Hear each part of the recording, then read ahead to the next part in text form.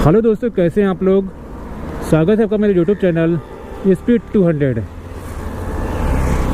दोस्तों अभी टाइम हो रहा है सुबह के कितने बज रहे हैं 9:11।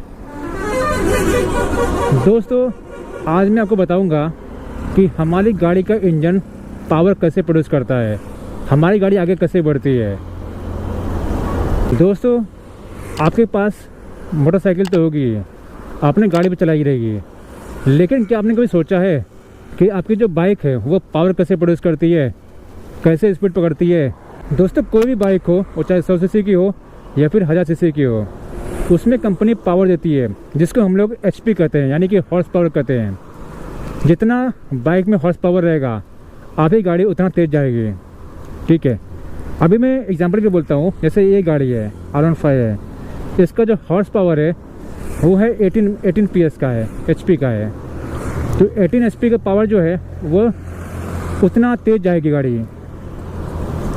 लेकिन दोस्तों ये पावर कैसे प्रोड्यूस होता है चलिए जानते हैं। दोस्तों आपका जो इंजन है उसके हेड में कैंगशाफ्ट होता है, पिस्टन होता है और कई तरह के इक्विपमेंट होते हैं जो कि जब इंजन आपका ऑन रहता है तो वो अपना काम करते हैं। आपने कनेक्टिंग रॉड और पिस्टन देखा रहेगा, ये इतना बड़ा सा होल होता है, उसमें गोल सा एक लगा होता है जो कि ऊपर नीचे होता रहता है।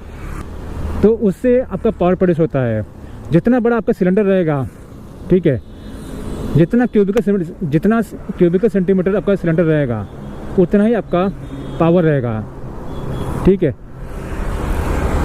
अब देखिए आपका जो इंजन का जो हेड है, ठीक है, हेड मतलब कि जिस पे आपकी फिन्स लगी होती है उसकी बात कर रहा हूँ।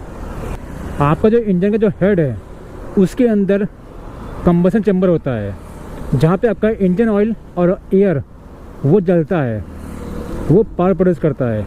लेकिन वो कैसे करता है मैं आपको समझाता हूँ। देखिए आपका जो पेट्रोल होता है वो यहाँ पर टंकी में होता है, ठीक है, और एयर जो होता है वो आपका एयर जो फिल्टर होता है, एयर फिल्टर वहाँ से आता है जहाँ पे आप एयर फिल्टर लगाते हैं। ठीक है, किसी भी चीज़ को जलने के लिए एयर की आवश्यकता होती है और फ्यूल की आवश्यकता होती है। वो चाहे फ्यूल कुछ भी हो, चाहे आपका घासलेट हो या फिर पेट्रोल हो, डीजल हो। ठीक है, अभी मान लीजिए कि आप लोग फॉर एग्जाम्पल कि आप लोग एक मोमबत्ती रखिए, ठीक है, मोमबत्ती जलाइए और उसके ऊपर से ग्लास उसको रखिए। आप देखना रखने के बाद कुछ सेकंड के बाद वो मोमबत्ती बुझ जाएगी। वो क्यों बुझेगी? क्योंकि उसको एयर नहीं मिल रहा है, ऑक्सीजन नहीं मिल रहा है।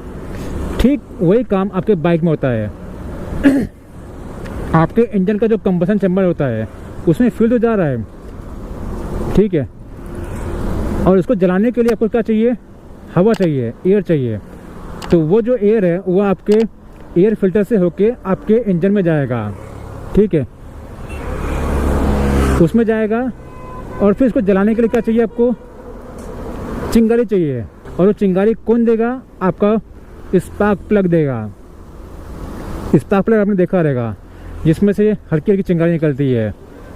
ठीक है, एक बार जब आपका फ्यूल और एयर आपस में मिक्स हो जाएगा कंबसन चैम्बर में, तो उसको जलाने के लिए आपका स्पार्क प्लग का यूज होता है। ठीक है, स्पार्क प्लग से चिंगारी निकलती है और आपका एयर और फ्यूल आपस में जलेगा और कंबसन चैम्बर में ये प्रोसेस होते रहेगा, जिससे कि आपका इंजन पावर प्रोड्यूस करेगा। ठीक है, एक बार पावर प्रोड्यूस हो गया तो उस पावर को आपके इंजन के पिछले चक्के तक जाना चाहिए। तो वो काम करता है तो ये काम करता है आपका चेन। आपका जो चेन ड्राइव है, देखिए यहाँ पे जो चेन है ना, ये आपको दिखाता हूँ।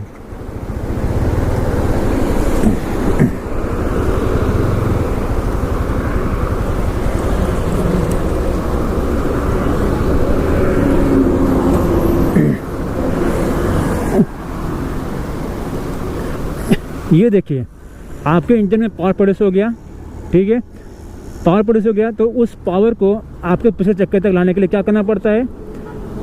ये चेन ड्राइव का यूज होता है। चेन ड्राइव नहीं रहेगा तो आपका पावर जो है आपके पीछे चक्के तक पहुंचेगा नहीं, तो आपकी गाड़ी आगे बढ़ेगी भी नहीं। ठीक है दोस्तों, पावर बनने के बाद उस पावर को पीछे चक्के तक लाना पड़ता है, लेकिन उस पावर को आगे बढ़ाने के लिए आपका क्लच और गियर उन दोनों को एंगेज करना पड़ता है। जब तक वो आपस में एंगेज नहीं होंगे आपका पावर पीछे चक्के तक नहीं पहुंचेगा। तो क्लच जो होता है, क्लच, उसमें आपने देखा रहेगा कि रिंग टाइप में 3-4 असेंबली होती है। ठीक है, जब आप क्लच को प्रेस करते हैं ना तो आपका जो गियर बॉक्स है वो और क्लच आपस में एंगेज हो जाते हैं, आपस में जुड़ जाते हैं। ठीक है, और क्लच के बीच में एक शाफ्ट लगा होता है, शाफ्ट में एक रिंग लगी होती है, उसी रिंग में से एक स्पॉकेट लगा होता है।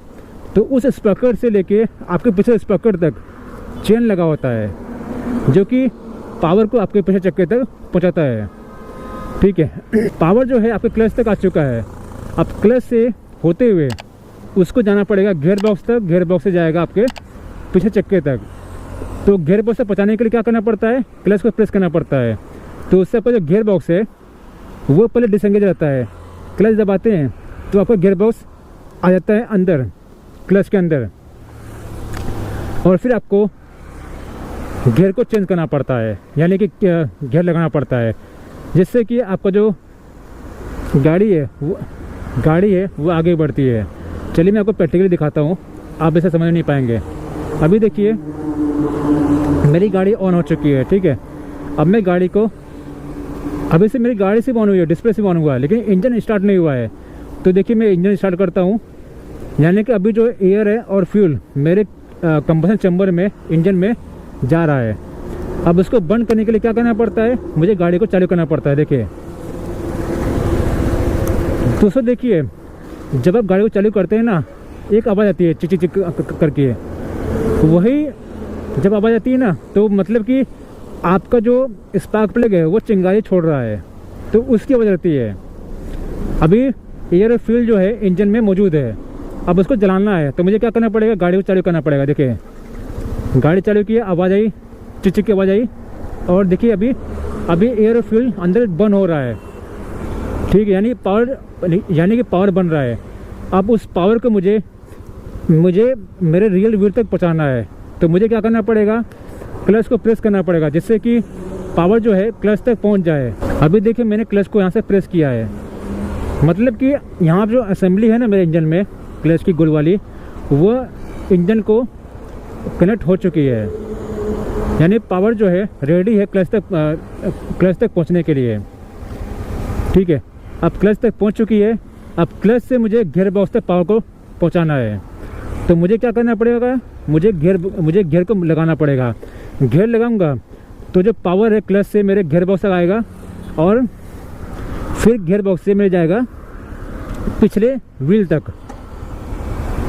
ठीक है, अभी देखिए मैं गियर लगाता हूँ, देखिए गियर लगा दिया, फर्स्ट गियर आ गया, यानी कि अब क्लच और गियर बॉक्स आपस में जुड़ चुका है। ठीक है, आपस में जुड़ चुका है। अब मैं अगर एक्सीलरेटर दूंगा, यानी कि गाड़ी का जो पावर है उसको बढ़ाऊंगा धीरे धीरे, तो फिर जो पावर है मेरे पिछले चक्के तक पहुंचेगा। देखिए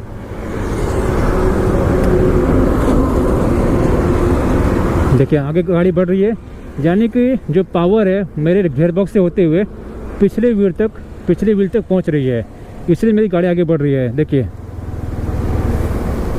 ठीक है दोस्तों, अगर मैं क्लच को नहीं छोड़ूंगा, रिलीज नहीं करूंगा, तो मेरी गाड़ी आगे बढ़ेगी भी नहीं, क्योंकि देखिए क्लच जो है वो आपस में कनेक्ट हो चुका है। ठीक है, कनेक्ट हो चुका है, लेकिन क्लच को छोड़ूंगा नहीं तो गाड़ी का जो पावर है वो पिछले चक्के तक पहुंचेगा नहीं। ठीक है, अभी मैं अगर मान लीजिए मैंने क्लच को प्रेस किया है ना, तो मतलब कि अभी तक जो पावर है वो क्लच तक ही सीमित है। ठीक है, मेरी गाड़ी जो फ्री हो चुकी है, मैं कितना भी इसको रेव करूँगा ना, मेरी गाड़ी आगे नहीं बढ़ेगी जब तक कि मैं क्लच को रिलीज़ नहीं करूँगा। देखिए क्लच में रिलीज़ कर रहा हूँ और यहाँ से मैं पावर दे रहा हूँ, गाड़ी मेरी आगे बढ़ रही है। ठीक है, ऐसे आपकी गाड़ी आगे बढ़ती है। अब देखिए मैं सेकंड गियर लगा दिया हूँ और मैंने एक्सीलेटर दिया, यानी पावर दिया, और थर्ड दिया। जितना मैं एक्सीलेटर दूंगा मेरी गाड़ी उतना तेज जाएगी। वापस से देखिए मैंने गियर चेंज किया और एक्सीलेटर दिया, देखिए मेरी गाड़ी और आगे बढ़ रही है। तो इस तरह से आपकी गाड़ी आगे बढ़ती है और रुकती है।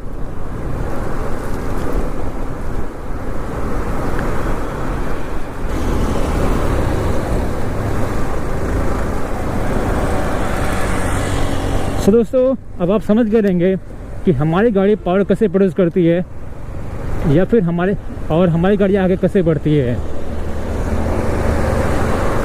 तो दोस्तों वीडियो अच्छा लगा तो वीडियो को लाइक कीजिए, शेयर कीजिए और चैनल को सब्सक्राइब कर दीजिए। धन्यवाद दोस्तों, आपका दिन शुभ हो।